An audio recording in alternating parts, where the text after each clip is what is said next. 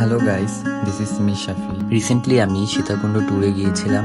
আজকের ব্লগটিতে আপনাদেরকে আমি সেই ট্যুর সম্পর্কে ডিটেলস দেখাবো, আর এই ব্লগটি হবে আমার ফার্স্ট ব্লগ। আমরা ডিসাইড করছি আমরা ট্রেনে যাব, কজ আমি এর আগে কখনো ট্রেনে উঠি নাই। ট্রেনে ওঠার জন্য আমাদের ফার্স্টে যাওয়া লাগবে কমলাপুর রেল স্টেশনে। এর জন্য আমরা অ্যাট ফার্স্ট মেট্রোতে করে মতিঝিল পর্যন্ত গেলাম।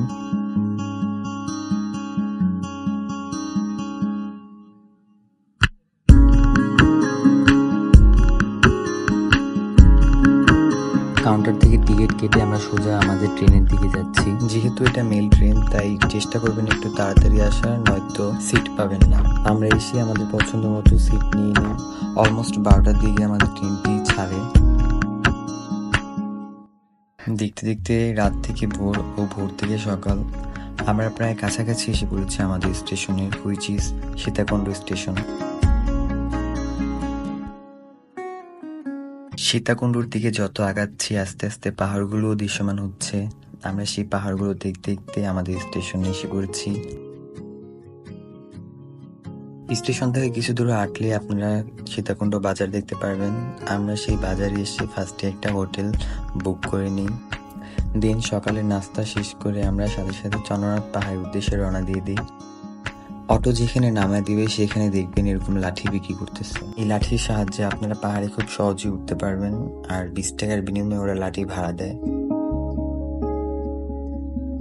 তো লাঠি হাতে নিয়ে আমরা বের হয়ে পড়লাম চন্দ্রনাথ পাহাড় জয় করতে। কিছু দূর ওঠার পরে আপনারা এই সুন্দর দৃশ্যটি দেখতে পারবেন।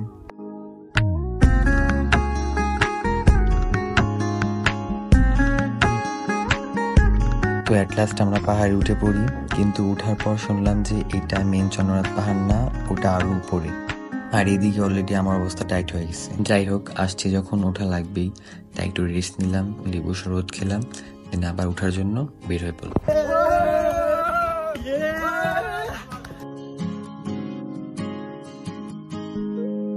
Just look at the view, মানে যত ক্লান্তি ছিল সবকিছু দূর হয়ে গেছে এই ভিউটা দেখার পর। দেন আমরা আস্তে আস্তে নামা শুরু করি।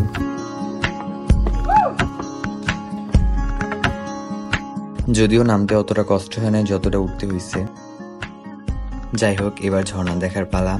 আমরা একটা সিএনজি রিজার্ভ করে চলে গেলাম ঝর্ণা দেখতে। সহস্রধারা 2 ঝর্ণা দেখতে হলে আমাদের ফার্স্টে বোটে করে যেতে হবে। তো আমরা বোটে উঠে পড়লাম।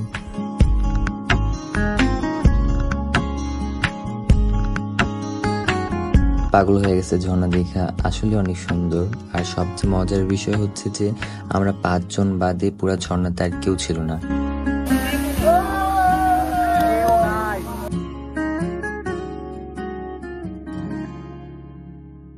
ঝর্ণায় কিছুক্ষণ গোসল করে দেন আমরা হোটেলে যে ফ্রেশ ট্রেশ হয়ে আমাদের লাঞ্চ কমপ্লিট করে আমরা রওনা দিয়ে দিই বাঁশবাড়িয়া সি বিচ দেখার জন্য।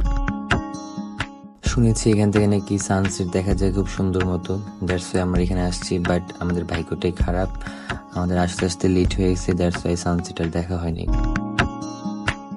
তবে সানসেট না দেখতে পারলেও এখানকার পরিবেশটা খুব সুন্দর ছিল, আমরা ওইটা উপভোগ করতেছিলাম। দেন আমরা সিএনজিতে করে আবার সীতাকুণ্ড বাজার ব্যাক করি। আজকে আর কোথাও যাব না, আজকে আমরা হোটেলেই নাইট স্টে করবো, দেন সকালে বের হবো আবার। সকাল সকাল আমরা হোটেল থেকে চেক আউট করে আমাদের ব্রেকফাস্টটা কমপ্লিট করে আমরা চলে যাই চিটাগাং শহরের উদ্দেশ্যে। এখন আমরা যেখানে যাচ্ছি সেটা পার্সোনালি আমার খুব পছন্দের একটা জায়গা। আমি অলওয়েজ বলতাম যে চট্টগ্রাম গেলে অবশ্যই এই জায়গাটা যাব। জায়গাটির নাম হচ্ছে সিআরবি। এটার পাশেই দালানগুলো ছিল, এটা আসলে কি সেটা বলতে পারতেছি না, বাট অনেকটা দেখতে আমাদের ঢাকার কার্জন হলের মতো। তারপর সেখানে একটা রেস্টুরেন্টে আমরা আমাদের লাঞ্চটা কমপ্লিট করি, দেন একটা সিএনজি ভাড়া করে আমরা চলে যাই পতেঙ্গা বিচে।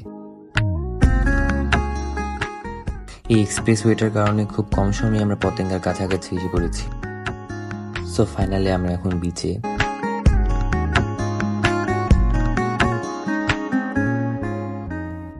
আমরা একটু সামনে থেকে নামবো কারণ এখানে অনেক ভিড় ছিল। খুবই সুন্দর একটা ভিউ। আমরা এখানে অনেকগুলো ছবি তুলি, দেন আমরা পতেঙ্গার আশেপাশে অনেকগুলো স্পটে ঘুরি। ঘুরতে ঘুরতে অলমোস্ট রাত হয়ে গেছে। Now it's time to good bye Chittagong. আমরা একটি সিএনজিতে করে সোজা চট্টগ্রাম রেল স্টেশনে আসি। অলমোস্ট 11:45-এর দিকে ট্রেন ঢাকার উদ্দেশ্যে ছাড়ে। আমরা লাইফে কত টাকা কত জায়গায় খরচ করি, কত সময় কত জায়গায় ব্যয় করি, কিন্তু এরকম একটি সুন্দর অভিজ্ঞতার জন্য হলেও আমাদের মাঝে মধ্যে কিছু সময় বের করে ট্যুরে যাওয়া উচিত।